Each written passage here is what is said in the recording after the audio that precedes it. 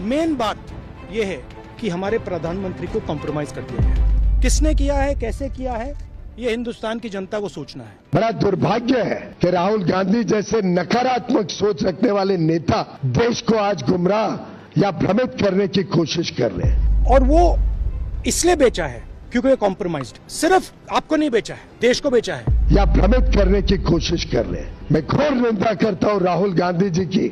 इसलिए मुझे वहां नहीं बोलने देना है। नरेंद्र मोदी जी डरे हुए हैं क्योंकि जिन लोगों ने उनकी इमेज बनाई है वो अब उस इमेज को फोड़ने लगे हैं। झूठ और फरेब के नाम पे वो लोगों को गुमराह करना चाहते हैं। दूसरा है एप्स्टाइन फाइल्स। एप्स्टाइन फाइल्स में अभी और माल है, वो अभी रिलीज नहीं हुआ है। इसीलिए इस दबाव में आकर एप्स्टाइन फाइल्स में जो है, जो पूरा देश जानना चाहता है, मगर अभी अमेरिका ने रिलीज नहीं किया है। उनको देश की तरक्की से कोई लेना देना नहीं। देश आगे बढ़ रहा है, विश्व की सबसे तेज गति से बढ़ने वाली अर्थव्यवस्था बना है, उनको उससे कोई दिलचस्पी नहीं। अनाप शनाप आरोप लगा रहे हैं। मैं 3 चीजें बोलना चाहता हूं। पहली चीज बोलने नहीं दे रहे हैं, मोदी जी घबराए हुए हैं। आपने देखा जो ट्रेड डील 4 महीने से रुकी हुई थी। 4 महीने से कुछ बदला नहीं। किसी न किसी कारण, जो मैं जानता हूं नरेंद्र मोदी जानते हैं, नरेंद्र मोदी जी ने कल शाम उस डील को साइन कर दिया। नरेंद्र मोदी जी पर प्रेशर है, भयंकर प्रेशर है। और नरेंद्र मोदी जी का जो इमेज का गुब्बारा है, जो हजारों करोड़ रुपए लेकर बनाया गया था, वो फूट सकता है। इशू ये नारावाने की स्टेटमेंट नहीं है, ये साइड शो है, और वो भी जानते हैं, मैं भी जानता हूं। मेन बात यह है कि हमारे प्रधानमंत्री को कॉम्प्रोमाइज कर दिया गया है। किसने किया है, कैसे किया है, यह हिंदुस्तान की जनता को सोचना है।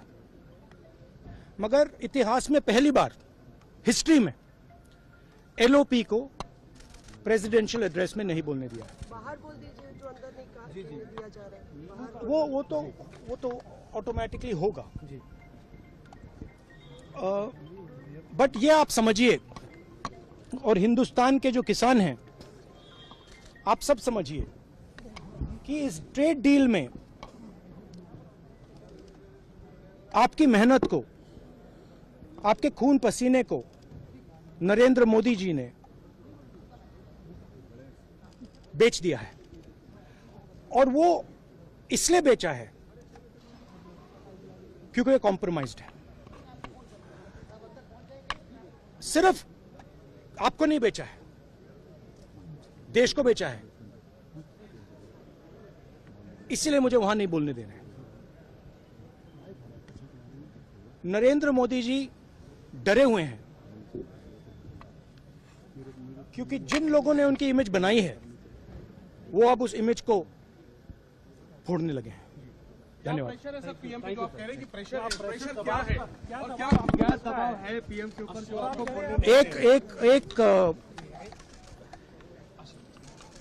एक अदानी जी पर केस है यूनाइटेड स्टेट्स में। वो अदानी जी को टारगेट नहीं कर रहा है, वो नरेंद्र मोदी के फाइनेंशियल स्ट्रक्चर को टारगेट कर रहा है।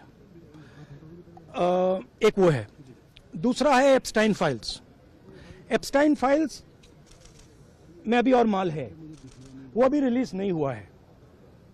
इसीलिए इस दबाव में आकर एप्स्टाइन फाइल्स में जो है, जो पूरा देश जानना चाहता है, मगर अभी अमेरिका ने रिलीज नहीं किया है। और दूसरा जो अदानी जी पर केस है, जो एक्चुअली मोदी जी पर केस है, क्योंकि वो बीजेपी का फाइनेंशियल स्ट्रक्चर है, मोदी जी का फाइनेंशियल स्ट्रक्चर है।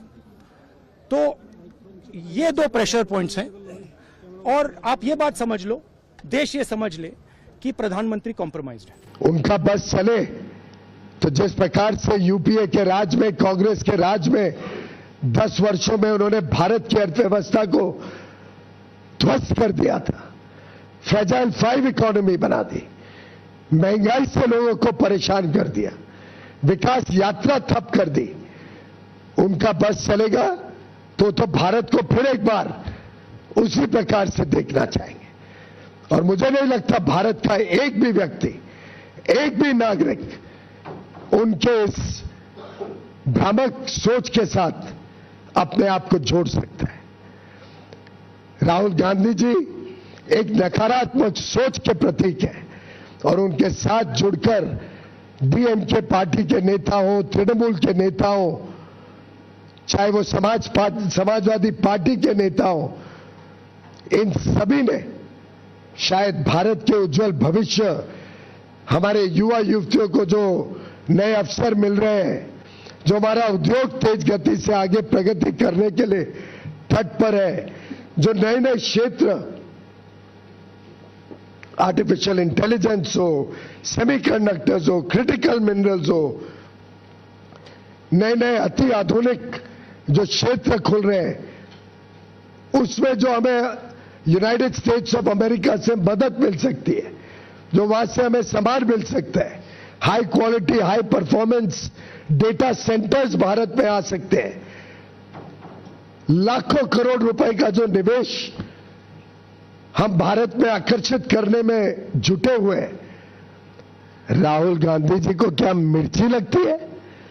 राहुल गांधी जी को देश की प्रगति से नफरत है?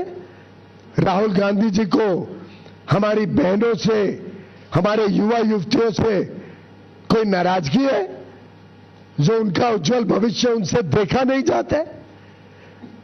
उन्होंने जवाब देना पड़ेगा देश की जनता को कि इस नकारात्मक सोच के पीछे वो क्या चाहते हैं।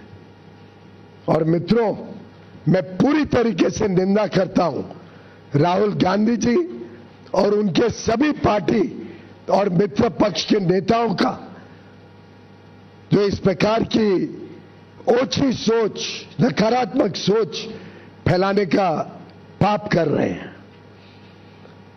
वो भारत का उज्जवल भविष्य नहीं चाहते। वो हर प्रकार से राजनीतिक अराजकता फैलाने की कोशिश करते हैं। पार्लियामेंट में आपने उनका रवैया देखा, उनका सोच पूरे देश ने देखा।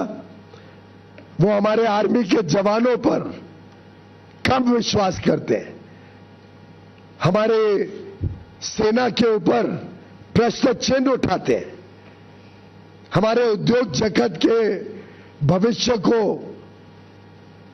खराब करना चाहते हैं। मुझे लगता है अब समय आ गया है कि देश की जनता, राहुल गांधी जी हो, ममता बनर्जी जी हो, चाहे तृणमूल के अभिषेक बैनर्जी हो या तमिलनाडु के एमके स्टालिन, उदयनिधि स्टालिन, बालू, श्री बालू जी, श्री मारन जी, कानिमोझी जी, कम्युनिस्ट पार्टी के नेता, समाजवादी के अखिलेश यादव जी, देश की जनता इन सब नेताओं से माफी मांगेगी और उनको जवाबदेही ठहराएगी उनके इस नकारात्मक रवैये के लिए। वो जनहित के पूरी तरीके से खिलाफ है, वो देश की प्रगति, देश के उज्जवल भविष्य के खिलाफ है।